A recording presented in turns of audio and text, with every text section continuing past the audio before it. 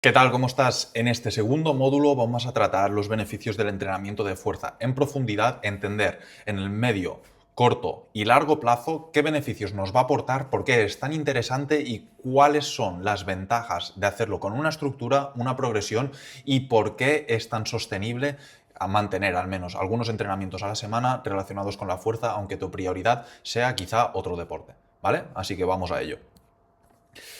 En primer lugar, como siempre, vamos a ver el índice, la introducción, el porqué, cuáles son las bases del entrenamiento, qué significa progresar, cómo entrenar cuando la vida se complica, que al final todos tenemos esas semanas más complicadas, los errores típicos que vamos a dejar de cometer a partir de ahora y el cierre, ¿vale? Así que, en primer lugar, introducción al entrenamiento de fuerza. Si entiendes esto, entenderás cómo lo hacemos, el porqué y la finalidad de todo, ¿vale? Así que el 100% es la eficiencia. La fuerza es el medio más directo para cambiar tu composición corporal y mejorar tu salud. ¿Y por qué pongo esta frase aquí? Porque al final el entrenamiento de fuerza es lo que nos da estructura, es lo que nos ayuda a proteger nuestras articulaciones, lo que nos ayuda a tener el cuerpo mucho más erguido, mucho más preparado para cualquier cosa y no es solo por un fin estético, sino a la larga, como veremos en esta presentación, como la cantidad de masa muscular que podamos acumular sin ser descabellado nos va a proporcionar mejoras en nuestro futuro, en nuestra edad avanzada, para poder sostenernos mucho mejor y ser mucho más independientes, que al final es algo que quizá a la edad de hoy lo vemos muy lejano, pero es algo súper importante y vital a tener en cuenta, ¿vale? Así que nos vamos a centrar también en los tres pilares clave, que son la técnica, la progresión y la constancia, ¿vale? Sobre todo en este último. ¿Por qué tu cuerpo necesita entrenar fuerza? Bien, hay 5 beneficios clave, como te comentaba, y no se trata solo de verse bien, sino la masa muscular es una protección articular, un metabolismo activo, como estuvimos comentando en el primer módulo, ¿vale? Al final, contra más masa muscular podamos acumular de forma sostenible, muchas más calorías vamos a estar consumiendo haciendo las mismas actividades que otra persona que no tenga la misma masa muscular que nosotros. Es decir, nuestro metabolismo va a estar consumiendo sin masa muscular 1000 calorías, pero teniendo masa muscular quizá podemos llegar a subirlo a 1500. Entonces, ya solo por eso, el hecho de quemar grasa quizá se nos va a hacer mucho más sencillo, pero a la inversa, si queremos seguir subiendo masa muscular, pues vamos a tener que estar ingiriendo muchísimas más calorías de lo habitual, ¿vale? Así que los pilares básicos, como comentaba, es la firmeza y el tono muscular a nivel físico y a nivel estético, a nivel de ropa. También es una ventaja, hay que decirlo, hay que reconocerlo. Las articulaciones también se protegen mucho más, hay mucho menos dolor, están mucho más preparadas, tanto los tendones como la musculatura. El metabolismo y el gasto en reposo, como comentaba, también aumenta y al final eso es una ventaja. La postura es mucho más sólida, mucho más segura. Podemos agacharnos a coger bolsas de la compra, hacer actividades diarias, subir escaleras en posiciones mucho más habituales, incluso agacharnos, atarnos los zapatos, ¿vale? Y sobre todo, ligado a este tema que comentaba, el envejecimiento, ¿vale? Ser mucho más funcionales y mucho más independientes en esa edad avanzada.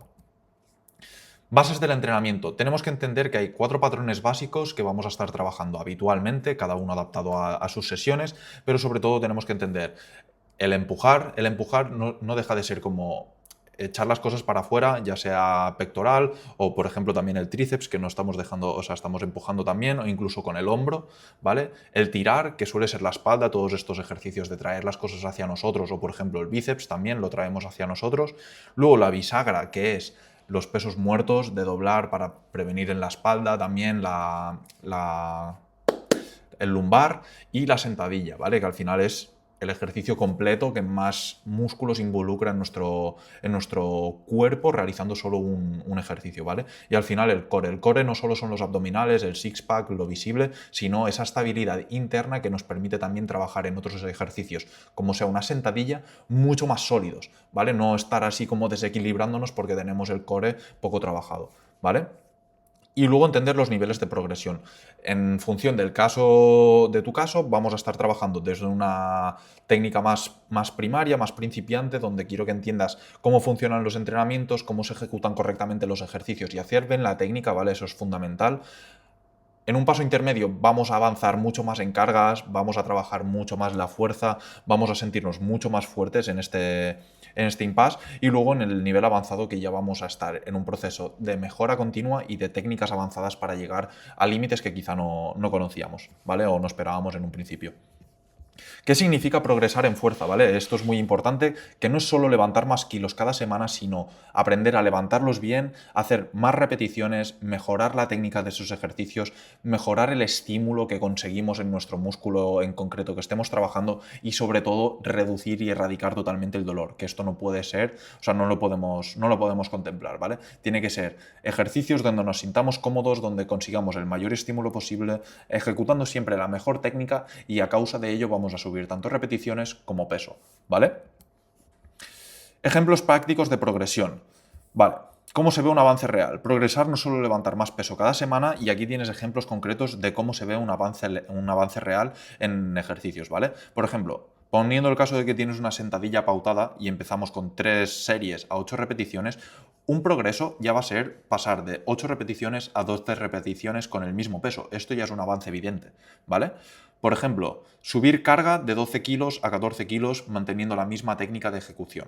O, por ejemplo, pasar de tirar con todo, es decir, hacer los ejercicios como podemos porque tenemos el core desestabilizado, no conocemos la técnica del ejercicio, a pasar a hacerlo de una forma correcta y sintiéndonos muy cómodos en la ejecución de ese ejercicio, ¿vale? Eso también es progreso, aunque no sea tan visual.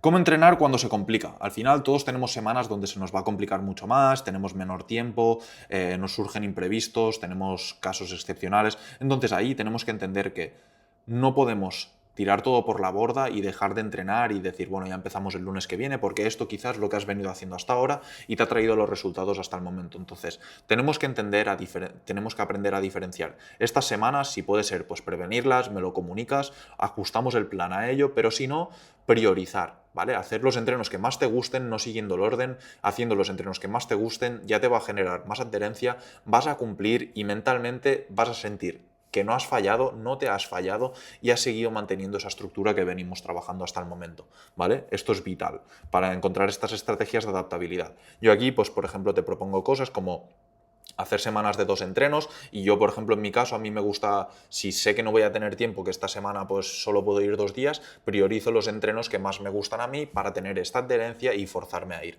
¿vale? En segundo lugar, si por ejemplo estás en un momento que te vas de viaje, no tienes material, estás de visita en algún sitio, al menos hacer ejercicios con tu peso, tu propio peso corporal, esto probablemente lo sepas con antelación, me lo comunicas y lo ajustamos para tener estas herramientas en esos momentos, ¿vale?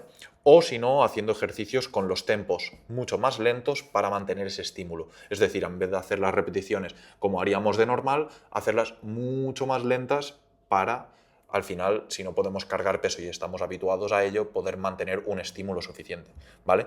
Y en el caso de que el gimnasio, también es bastante habitual, esté lleno y tengas las máquinas habituales ocupadas, tener variaciones por patrones de movimiento, como hemos estado comentando anteriormente, ¿vale? Pero esto lo vamos a ir trabajando en el tiempo. Errores típicos y que quizá te han hecho llegar a donde estás hoy. No entrenar siempre al fallo, ¿vale? Esto es un error muy común, llegar siempre al fallo. Al final yo te voy a pautar rangos de repeticiones que quiero que te quedes ahí dentro, pero sin llegar al fallo constantemente, ¿vale? Cambiar de rutina cada semana. Esto es un error también bastante habitual, que es, me aburro, voy a cambiar de ejercicio, cambio de rutina, cambio de hábito, y al final lo que haces es no conseguir esa estabilidad, ese sentirte cómodo con el ejercicio y por ende no poder progresar, tanto en repeticiones, en mejora de técnica y en mejora de kilos, ¿vale? A largo plazo.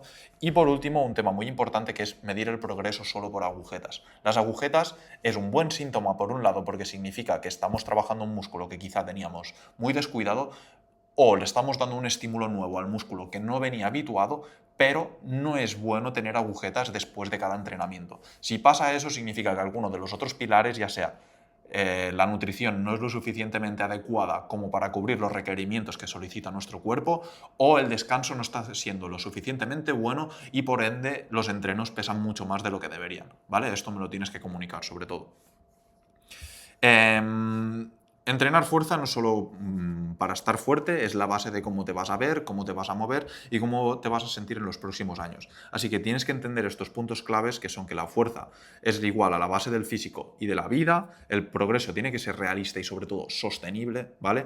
Y que la constancia va siempre por encima de la perfección. Es decir, si un entrenamiento estás habituado a entrenar 1 hora y cuarto y por lo que sea ese día solo tienes 1 hora, vamos a priorizar eso a no dejar de entrenar, ¿vale? Y a saber seleccionar los ejercicios suficientes como para poder mantener ese estímulo constante, ¿vale? Así que hasta aquí el vídeo del entrenamiento de fuerza, espero que haya quedado claro este módulo. Cualquier duda que tengas, pregunta o ya has visto que si te encuentras en cualquier situación me lo comentas y vamos a adaptar el plan para mantener esa constancia por encima de la perfección siempre, ¿vale?